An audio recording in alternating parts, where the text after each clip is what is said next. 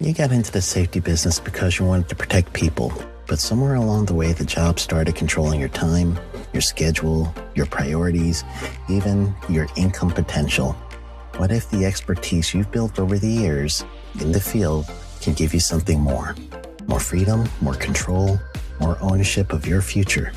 I'm Sheldon Primus, the author of 7 Steps to Starting a Profitable Safety Consulting Business and the host of the Safety Consultant Podcast, with more than 350 episodes helping safety professionals become consultants and grow their career. Consulting changed my life. In fact, I'm a full-time RVer, and one consulting contract paid for my home I live in today.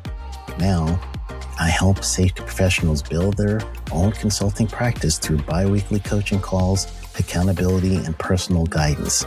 But this program isn't for everyone. Start with the Consultant Readiness Audit at sheldon.coach. What if everything we thought we knew about safety was just interference? From the host of the Rated R Safety Show and the founder of Safety FM comes the complete Signal Transmission Trilogy, now available in one powerful edition. Safety, in my opinion, the book that started the conversation. Safety Mutation, where the boundaries of culture, systems, and belief begin to break. And now, Safety Transmission, the final piece of the signal. For the first time, all 3 books are together in one volume. The Signal Transmission Trilogy, Complete Edition. This isn't just about compliance. It's about consciousness. It's about decoding the way we think, lead, and live, inside and outside the system. Whether you've been following the signal since the beginning or you're just now tuning in, this is the version to own. Search Signal Trilogy on Amazon or visit safetyfm.com to get your copy now.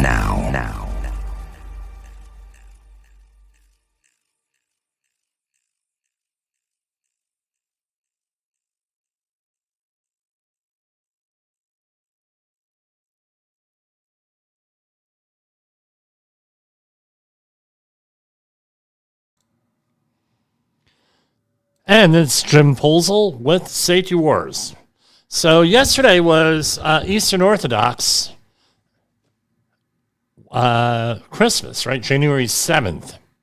So because of the way the calendars are, and Western Europe uses one in the church, and Eastern Europe uses the other. So a happy belated Christmas to our cousins. Right, our Christian cousins in the Eastern Orthodox world there. And what a day it was in the news. Something that we've always wanted, and it's patriotic, because I'm wearing the Safety Wars. If you can see it on the camera, I'm wearing the Safety Wars 2026 250th anniversary jersey here, right? Red, white, and blue. Black, red, white, and blue, right? We're patriotic this year. My wife and I were talking about this, but today on, what are we going to do for July 4th? And I said, hey, don't put those Christmas ornaments away, meaning the lights, because they're probably going to be red, white, and blue for... Right, we'll have red, white, and blue lights on the house. But what happened today? Well, 2 major developments here, and we're going to be going over them on today's Safety Wars. One of them was a presidential memoranda today, and 2 of them, actually, on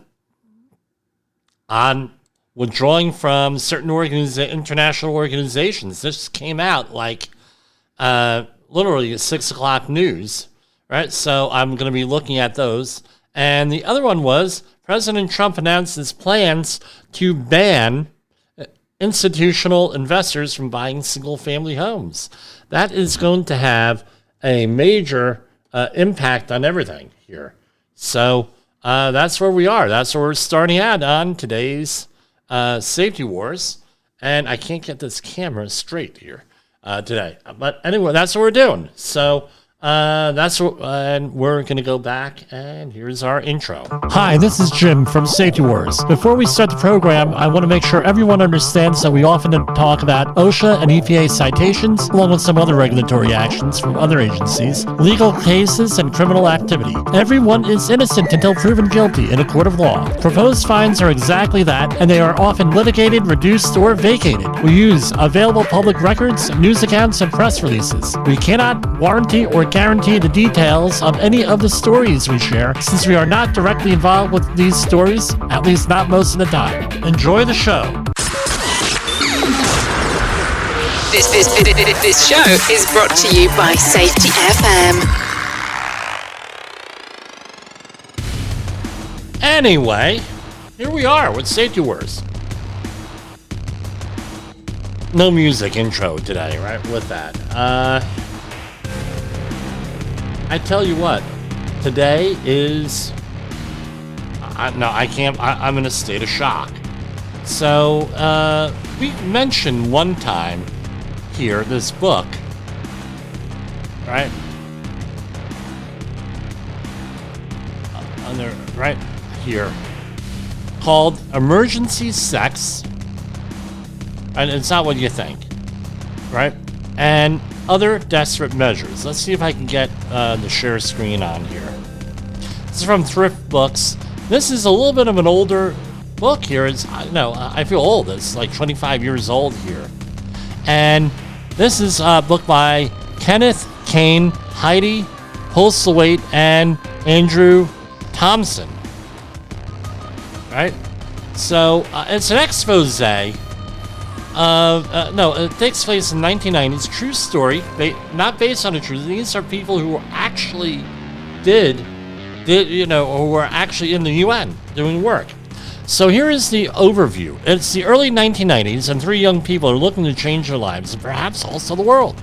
Attracted to the ambitious goal, peacekeeping work of the UN, Andrew, Kent, and Heidi's paths cross in Cambodia, from where their fates are to become inextricably bound. Over the coming years, their stories interweave through countries such as Rwanda, Bosnia, Somalia, and Haiti, war-torn, lawless places where the intervention of the UN is needed like nowhere else. Driven by idealism, the three struggle to do the best they can, caught up in an increasingly tangled web of bureaucracy and ineffectual leadership. As disillusion sets in, they attempt to keep hold of their humanity through black humor, revelry, and quote-unquote emergency sex. Brutal and moving, in equal measure, emergency sex and other desperate measures explores pressing global issues while never losing a sense of the personal. Deeply critical of the West's indifference to the developing countries and the UN's repeated failure to intervene decisively, the book provoked massive controversy on its initial publication. Kofi Annan, who was the president of the UN, called for the book to be banned, right? To be banned, of course. Ban books. Why are we surprised that these people, I'm sorry, they are biased towards socialism and communism? Why are we surprised that they called for banned books? And debate was sparked about the future direction of the UN. Brilliantly written and mordantly funny, it is a book that continues to make waves. So go and pick it up, right, if you can. Here, I'll give a plug for the book. And, you can, this is from Thrift Books, but it could be from another one. So ever since I read that book, people have made jokes over the years. John Birch Society, get us out of the UN. And, there was even on MASH, where one of the characters, Major Frank Burns, played by Larry Linville, had this whole thing of, get us out of the UN and all this other stuff. And we're always taught UN, blah, blah, blah, blah, blah, blah, blah. And believe it or not, it's one thing I have against Star Trek here is this kind of stuff, how wonderful it is. And I said, we got to get the hell out of this thing. We have to, all of the countries have to contribute, but I don't want to throw out the baby with the bathwater here because they do some good work. There is some good work here. However, after reading this book and reading other exposés, there's a lot out there, and how there's often rampant anti-Semitism in the UN and everything else that goes on that needs massive reform. And perhaps today, is the day where people are going to go and say, holy Wuvno, we're going to, we got to reform the UN and the way that they're doing things. Because today, this actually just came out this afternoon. I'm driving home or driving back to the hotel room in my case, and I find this out. Memorandum for the heads of executive departments and agencies. So this is a presidential memorandum. This is from whitehouse.gov, January 7th, which was yesterday, 2026, but, it takes a day to get on the website. By the authority vested in me as president by the Constitution and laws of the U.S., I hereby direct on February 4th, Section 1, Purpose, A, on February 4th, because you're going to hear a lot of stuff about this. This hasn't really hit the news. You're going to hear a lot of stuff about this. I issued Executive Order 14199 withdrawing the United States from and ending funding to certain UN organizations and reviewing the United States support to all UN organizations. That executive order, directed by the Secretary of State in consultation with the U.S. representative to the United Nations, to conduct a review of all international intergovernmental organizations of which the United States is a member and provides any type of funding or other support, and all conventions and treaties to which the U.S. is a party, to determine which organizations, conventions, and treaties are contrary to the interests of the U.S. The Secretary of State has reported his findings as required by Executive Order 14199. Now, let me give you a little bit more context here. I was mentored for a 10-year period by Alan Keyes. And you say, well, Alan Keyes, blah, blah, blah, look him up. He was one of the ambassadors to the United Nations under Ronald Reagan.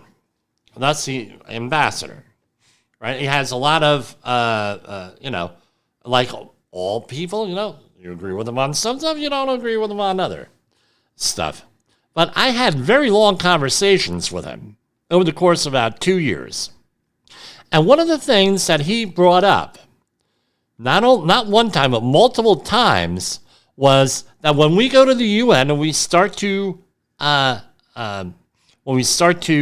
debate and we start to negotiate and everything else, the United States has a habit of saying, right, so this is it. Now you're on camera, I have my hands apart.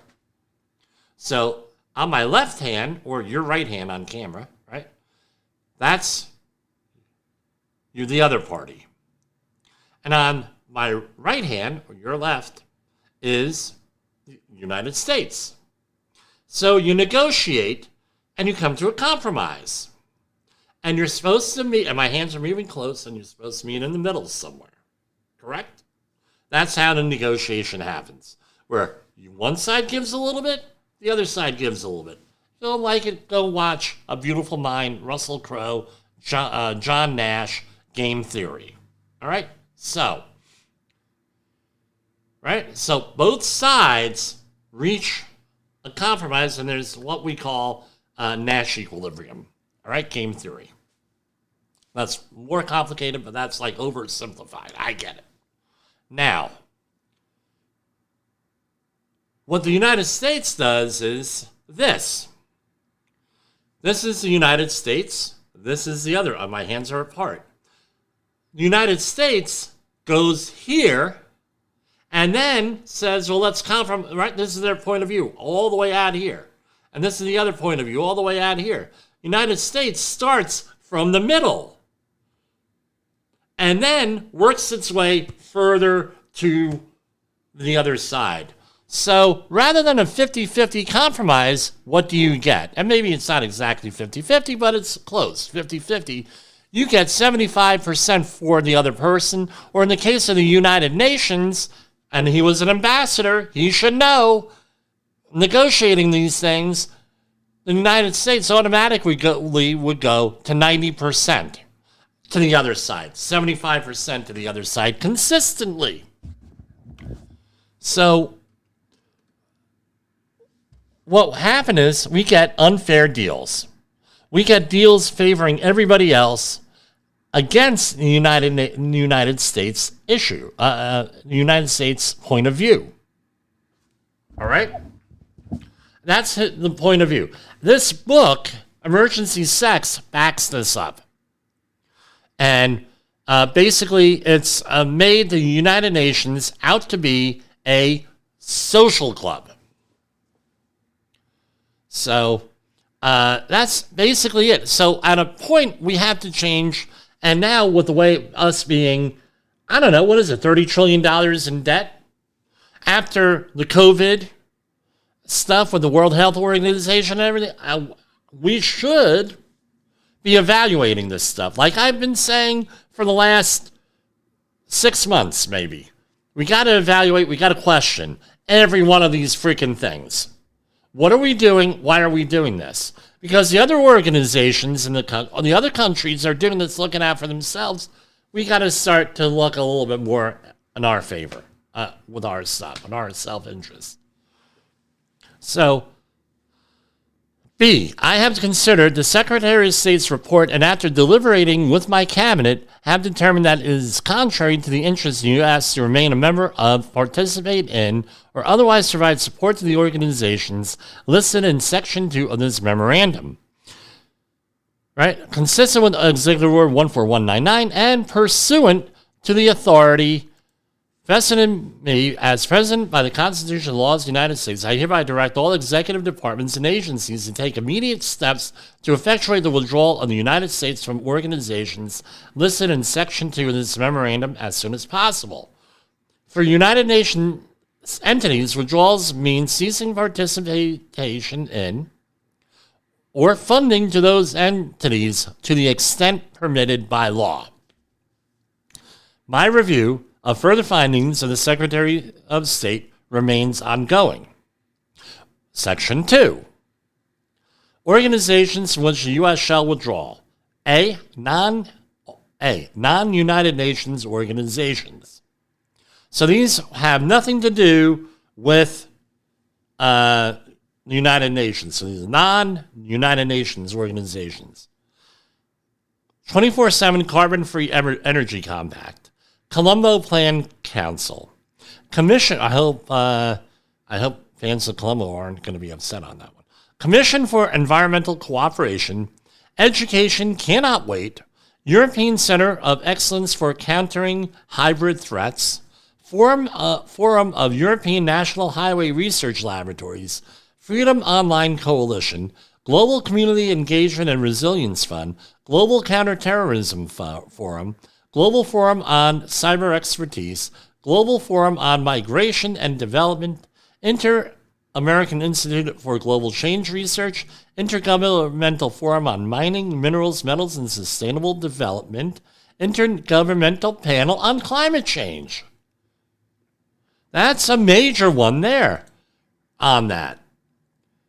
Intergovernmental Panel on Climate Change, those reports and everything that are yay thick that I read for my master's project. All of them, where it's basically the ones that I read from 2001 were cherry-picked by the news media and say, look, this book, it was like reading the Bible.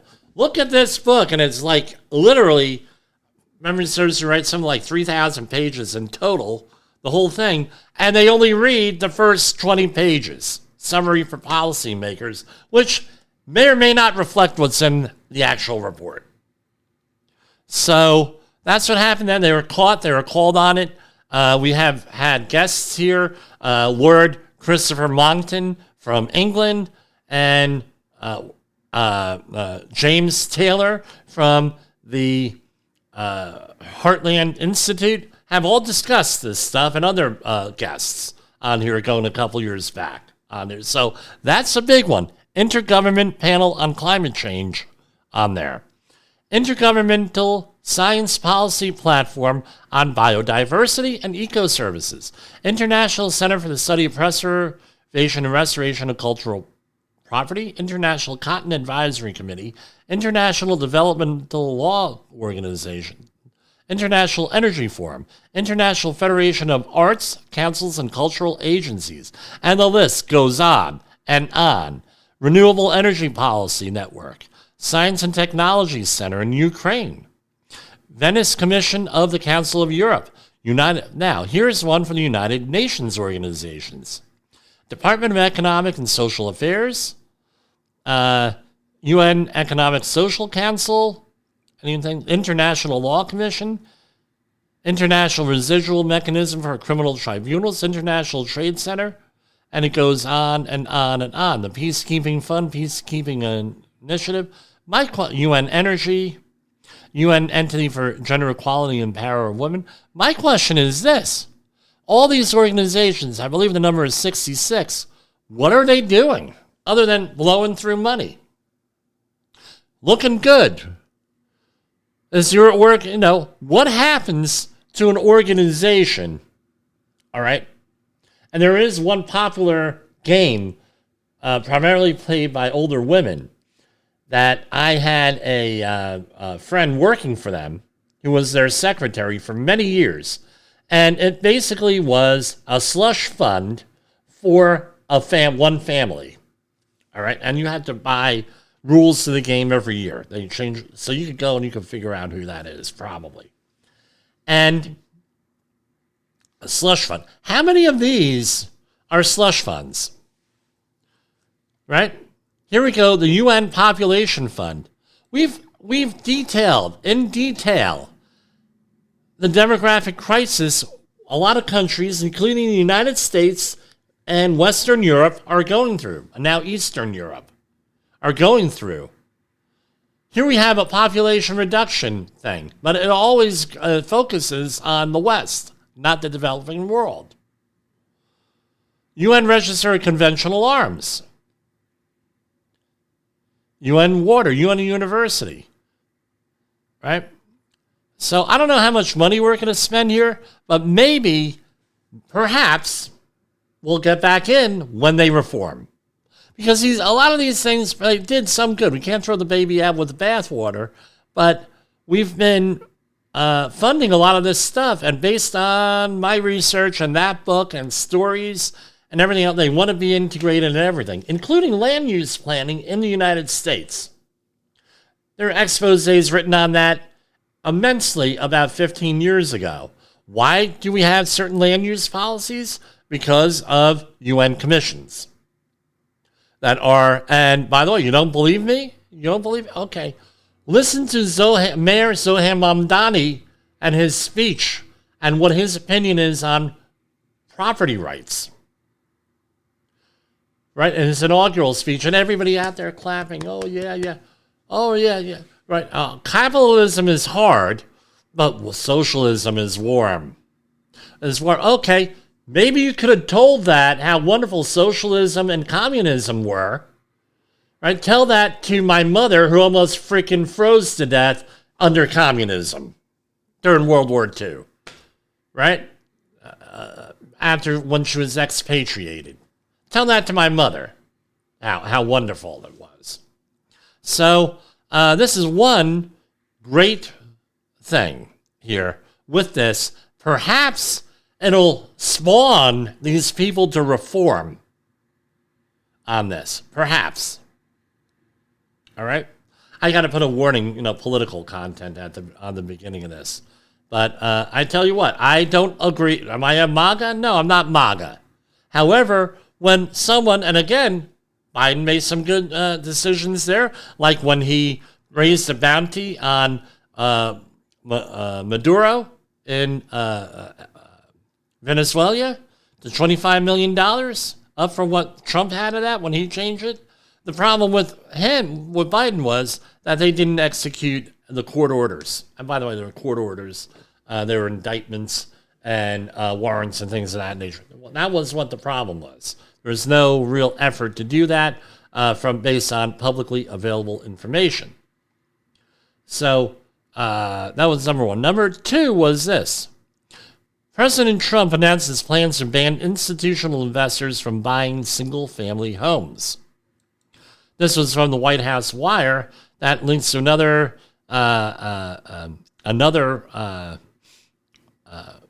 article on Fox News, but I'm sure there are other ones out there. Trump announced his plans to ban institutional investors from buying single-family homes. Trump looks to ban large financial institutions, right? Now you're going to say, well, what's the problem?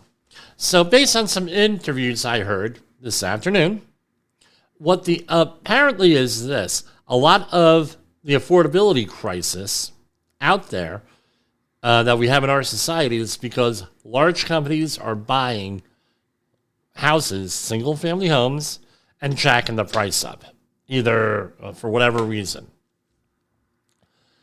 Right? For a very long time, buying and owning a home was considered the pinnacle of the American dream. It was a reward for working hard and doing the right thing. But now, because of the record high inflation caused by the previous administration and Congress, that American dream is increasingly out of touch for far too many people. It's for that reason, much more, that I'm immediately taking steps to ban large institutional investors from buying more single-family homes, and I will be calling on Congress to codify it. The president added that he will discuss this topic, including further housing and affordability proposals and more, at my speech in Davos in 2 weeks.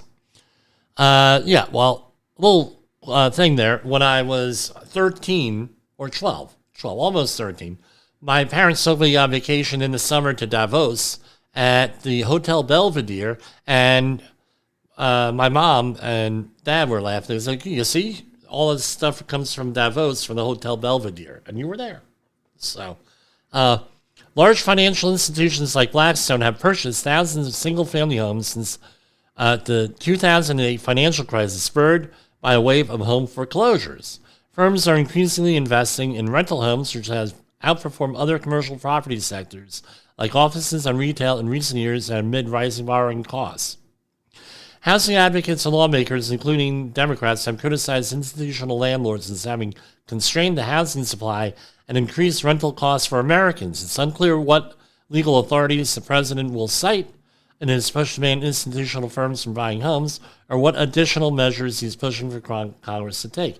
So he's apparently doing this on executive action or executive order, but it's unclear whether he can legally do this here. So something to think. Something to think about here. So let's see if we can get the other point of view here, right?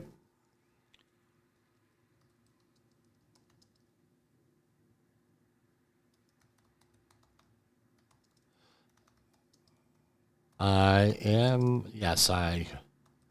had issues this afternoon with axe investigations. So, boom, boom. So this is from Trump, New York Times. Trump wants to bar Wall Street investors from buying single-family homes on here. And believe me, New York Times they're not fans of Trump.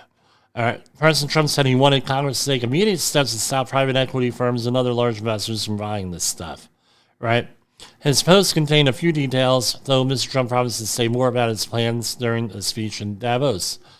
The proposed ban is Mr. Trump's latest attempt to try to address housing affordability for average Americans as he faces mounting political pressure to address cost of living issues from home prices to grocery bills. Voters' unhappiness with pocketbook issues is likely to be a major force in the upcoming midterm elections. The effect of such restriction on the broader housing market, however, could be limited. Small investors make up the vast majority of owners of single-family rental properties. It's estimated that institutional firms only own about 4% of the single-family home rental properties in the country. The president's call for legislative action similar to measures introduced in Congress in recent years that would have limited hedge funds and other institutional investors from buying a large number of homes to operate as rentals. So these are rental homes, right?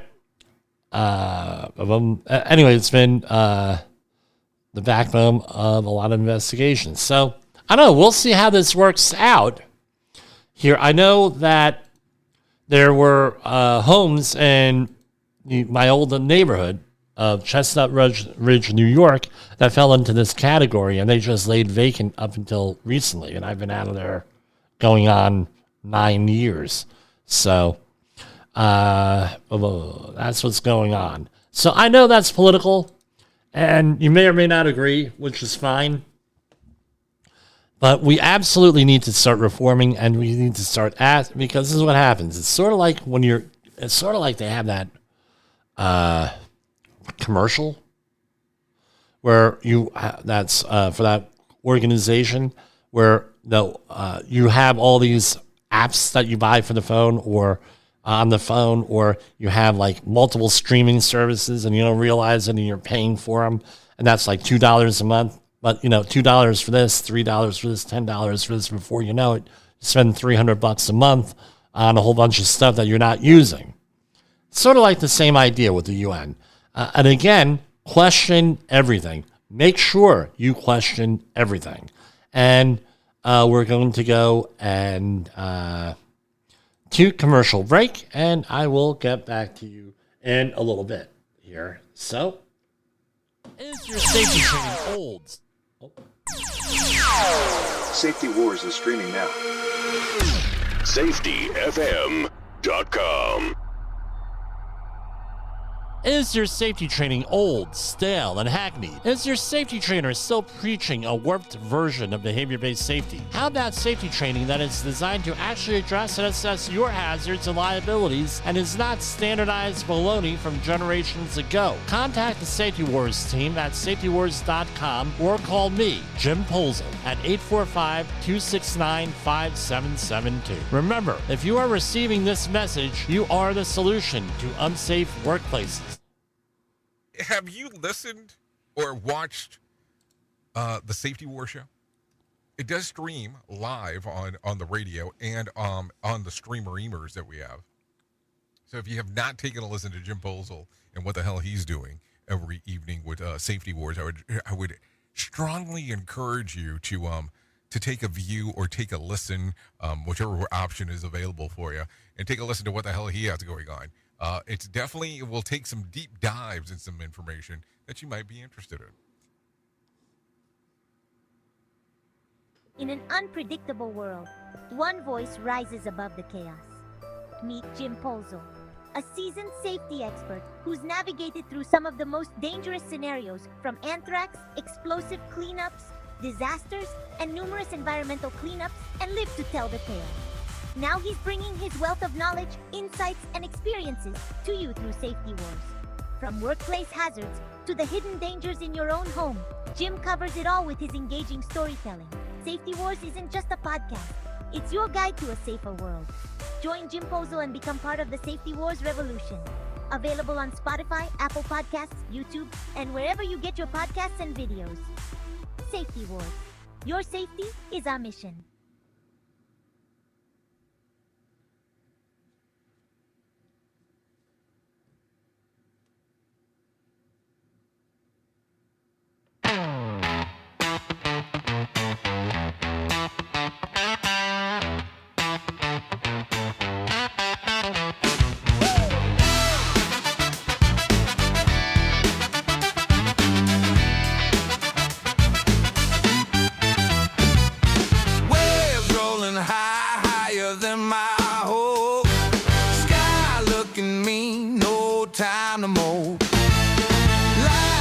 Strapped tight, ain't no joke. Got to hold steady, can't let it choke. Don't rock the safety boat. Keep it smooth, keep it afloat. Dance on that, but don't provoke. Don't rock the safety boat. Don't rock the safety boat. Feet tapping fast, decks getting slick. Moonlight flashing, shadows play their tricks. Hold the line, baby, don't let it split. One wrong move and we're in the thick. Steady hand, steady fall apart.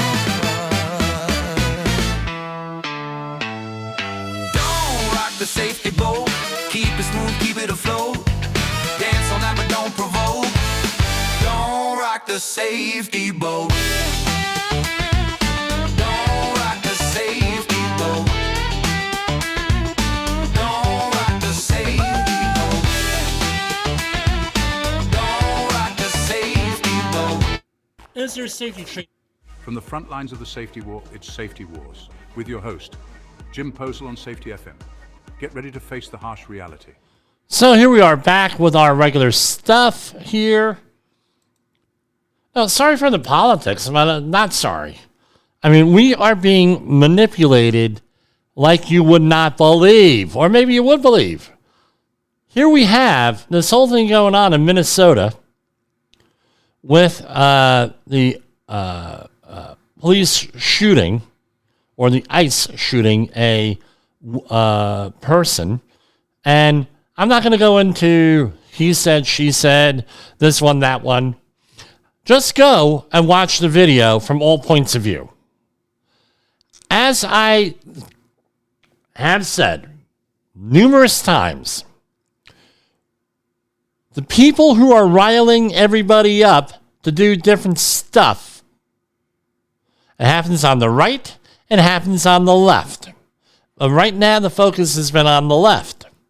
People that riled people up to do stuff, and remember, it was the anniversary of January 6th, are not the people paying the price for when things go bad. Now, this person who was shot and killed, Renee Good, rest in peace. I don't know what her context is. There has to be an investigation. Why was she there? Did somebody rile her up? We're going to go out there and we're going to be whatever.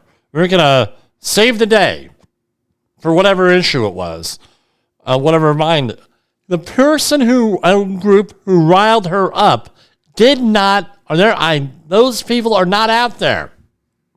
They're not paying the price.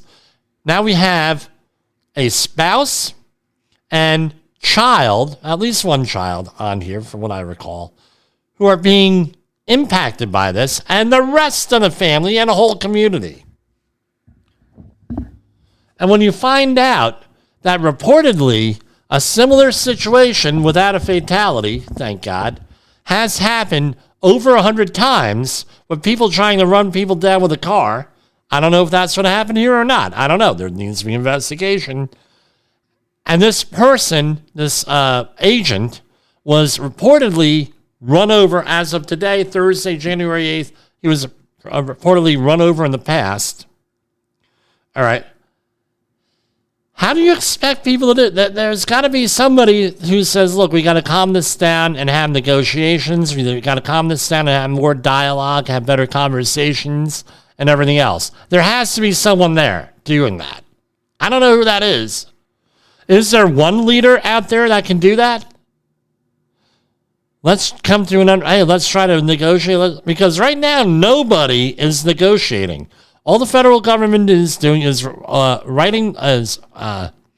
is enforcing the law as written, to the letter. As we pointed out on Tuesday with the EPA website, where they said, we filled our statutory requirements to do our 5-year annual review on these, I believe it was 32 things. They're just, he ran on law and order, so he is enforcing the law. So what has to happen is Congress has to change the law. Or what are you going to do, sue everybody? By the way, the courts have very little jurisdiction when Congress passes a law and the president enforces it. Very, very little thing the courts could do. What are they going to say? Break the law? What they could say is, Supreme Court, constitutional or not constitutional, how long is that going to take? And the thing is, just like with what we started out here with the UN, what the hell are these organizations doing? What the hell is Congress doing where we've had Republican Congresses, we've had Democratic Congresses? What are they doing here? They've known since 1986 that these immigration laws had to be changed. They've known it. It's part of the 1986 budget deal. We're going on 40 years. They've known this is fouled up. Senator Kennedy, Ted Kennedy, was one of the main people involved with this stuff. They know that this stuff is fouled up. Why aren't they fixing it? And why aren't we holding the feet? Why aren't we holding the feet to the fire? People are more concerned with this. Right? Having their fun and everything else. And the people who are aware of this do not hit compelling arguments. Do not have compelling arguments to distract people from this stuff. I was holding up his cell phone. So everybody take a chill pill. Find out what the hell happened and look at the video yourself. Because some of the news outlets are only showing one point of view. Some news outlets are only showing the other point of view. And which adds some, right? And as they say, a picture is worth 1,000 words. But my retort to that is a picture does not give you context. What is the context? You see these videos and everything of accidents and this and that, work safety professionals at work, and someone says, well, a picture. Look, Jimmy, a picture is worth 1,000 words. Well, what's the context behind that? What happened 30 seconds before that picture? What happened 30 seconds after? What happened a month before that picture? What is the context for doing? We have to ask better questions. We have to say, we can't just go along anymore. What are those questions out there? Right? Yesterday, my toolbox talk on the project one of the projects I'm working on, was Brent Sutton's book. Right? And let me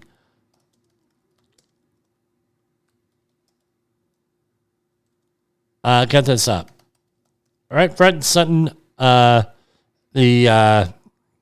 of the friends of the program, 4 Ds.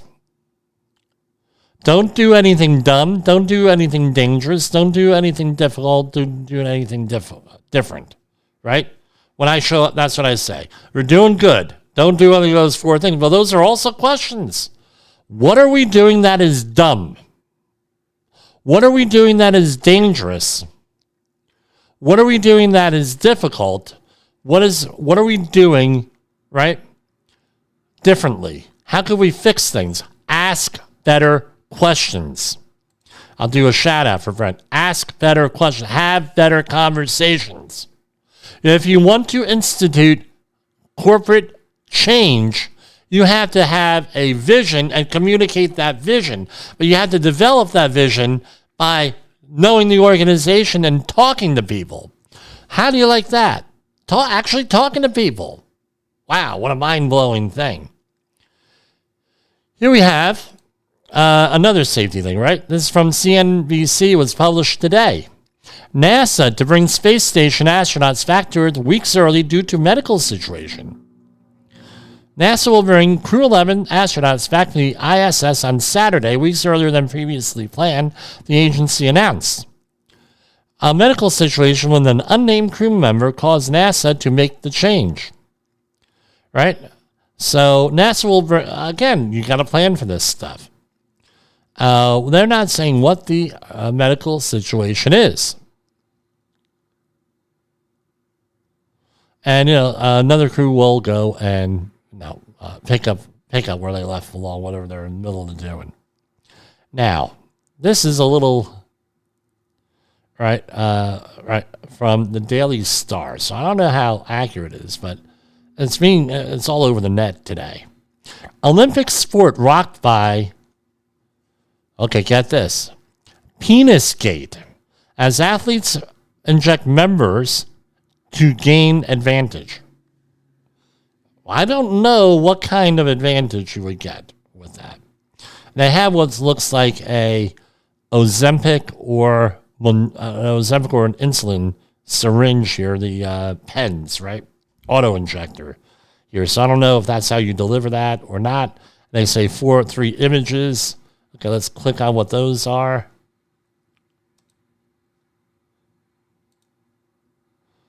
Okay, guys, skiing. a guy over that looks like Sarajevo, right, in front of the Olympic rings. So I don't know. What is this about on that? An Olympic sport defined by length. Oh, this is a good one. In an Olympic sport defined by length, some athletes are going to new extremes to eke out an extra few inches. That's before they even jumped. This is from The Star. Who wrote this thing? Will Schofield, senior sports writer. Should win a Pulitzer Prize for this freaking thing, man. With just weeks until Winter Olympics in Italy, ski jumping has been rocked by Penisgate, with athletes allegedly thinking bigger means better by injecting their nether regions, according to a German outlet Bild.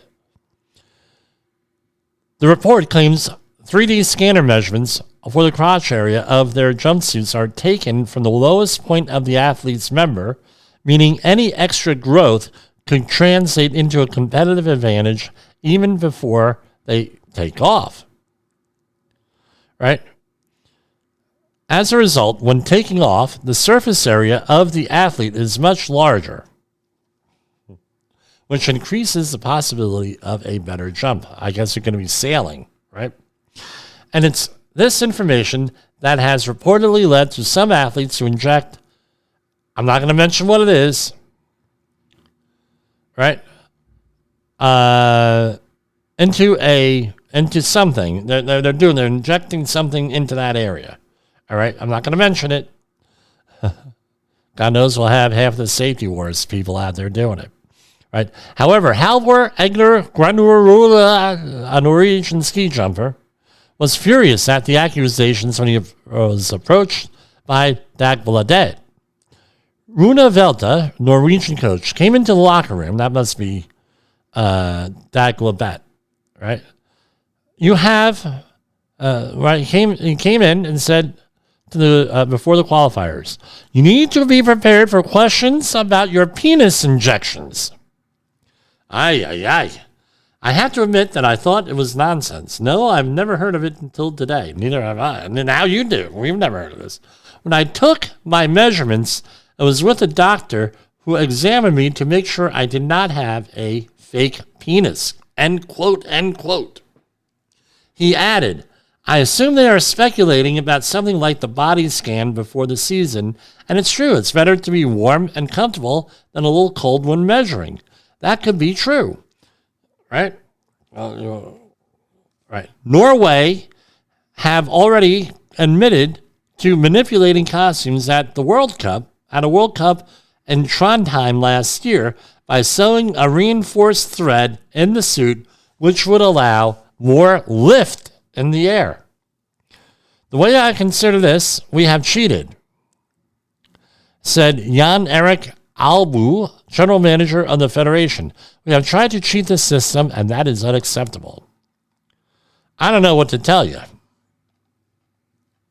on this. I mean, I can make all different jokes, with this, but I'm going to refrain from that because there are some medications, right, that might do a better job other than what they're using here. So, I don't know. I know one thing. When I was in high school, they had sports physicals, and somebody went there. Somebody went there. Let me get the sound effect out. Somebody that went there with, let's just say he was very happy to be there, and there was a little bit of an issue there with it. We'll leave it at that, and it was not a good thing. So, but anyway, on to the safety. U.S. Department of Labor recovers more than $259 million in back wages for workers in 2025. U.S. Department of Labor's Wage and Hour Division announced it has recovered more than $259 million in back wages for nearly 177,000 employees nationwide in fiscal year 2025. Here we have January 8th, today. Federal court orders Arizona roofing contractor to pay wages and damages to 61 workers denied overtime wages. Right?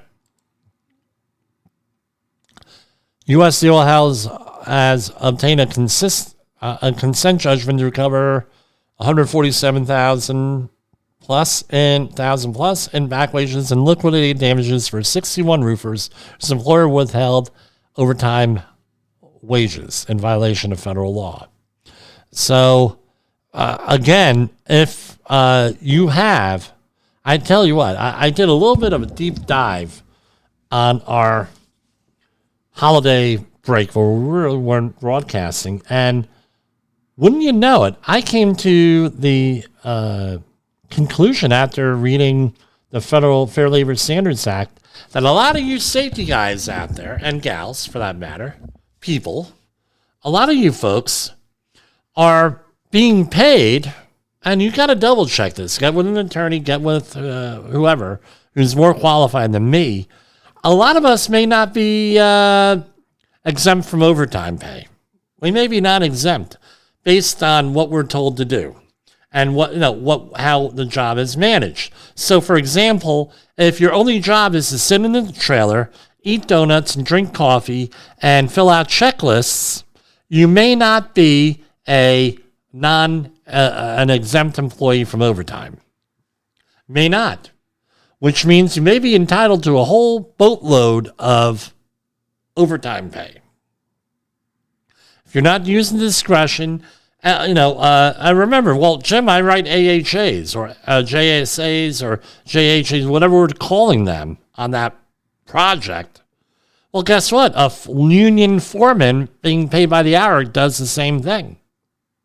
So therefore, you writing a safety plan does not necessarily mean that you are a salaried employee or exempt from overtime.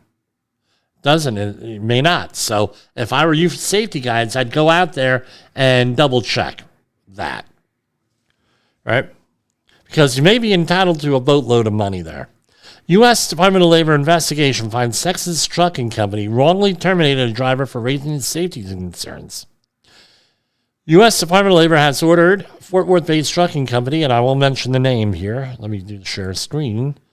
To reinstate and compensate a worker who was terminated after reporting safety concerns in violation of the Surface Transportation Act, which protects commercial motor vehicle safety complaints. Department's OSHA ordered the company to reinstate the employee and pay back wages, interest compensatory, and punitive damages totaling more than $100,000. So a little bit of trivia. If you are a 10-hour outreach trainer or you have taken an outreach course, have they mentioned that there are 25 whistleblower statutes that OSHA regulates? Some of them not having nothing to do with safety, right? Now, this has been the other one, and I mentioned this last week here on this show, or maybe the week before, when we had the announcement of the, here we go,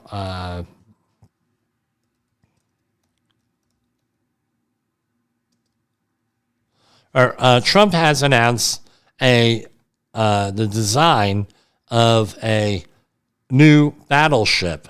And this is from courtesy of the Foreign Policy Research Institute here. We're sharing them. So thank you. So these are, this is basically it. So, and the author here, Emma Salisbury, she looks like somebody I grew up with. Dead ringer there. Where they were talking, right, where that's basically it. So it would be one big battleship. So because we do maritime training here at Safety Wars, right, give us a call, 845-269-5772. I'm doing a maritime training class towards the end of the month here for a group of people online, right?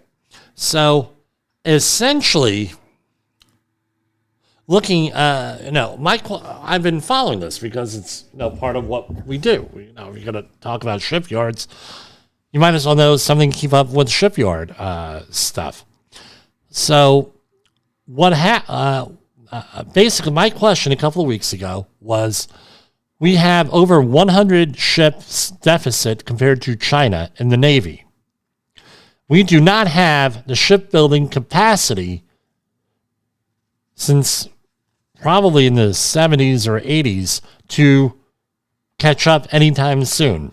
So my question was this: are we building bigger ships because we don't have the shipbuilding capacity to build a whole bunch of smaller ships? That's my question here with this.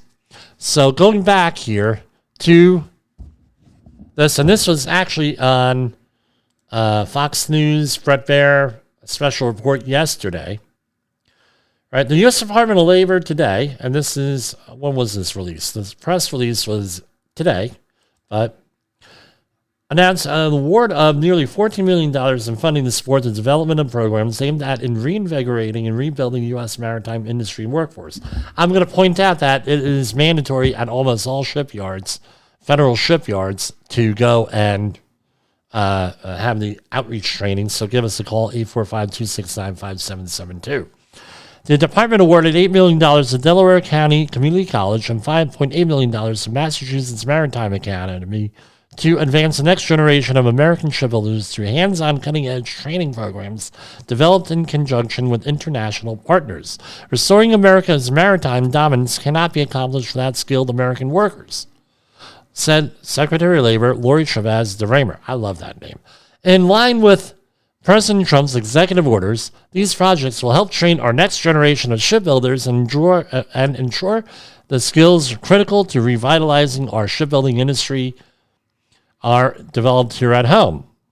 And it goes on and on with the, we mentioned that, and there's an executive order restoring America's maritime dominance from last year. I'm showing it here online, April 9, 2025. All right. Now, this is what the problem as I see it, right? There are people all over talk radio this morning talking about, skilled American workers, blah, blah, blah. You know why we don't have a lot of people going into the trades? And this has got to be addressed. They're talking about the oil industry. There's been an oil industry shortage on workers for several years. Several years. And it all comes down to problems that we've talked about here. One, people are injured, the skilled tradespeople. They know if they report the injury, then they're going to be out of work, missing out on that overtime, or there is a incentive for the companies not to report injuries, so they take things off, put things off the books. Now, I had discussions with some local union leaders here over the last couple of years at the ASSP event in Pomona, New York. Pomona, New Jersey, where I went to college. Pomona, New York, right by where I live. And one of the things is that companies are self-medicating people, right? So giving medication to individuals rather than sending them the workers' comp or, have for medical evaluation here to keep them working and hoping that they don't get caught on a drug test. So a lot of these people in these things, right, they have to take a drug test. They're not eligible to take the drug test because they're on drugs.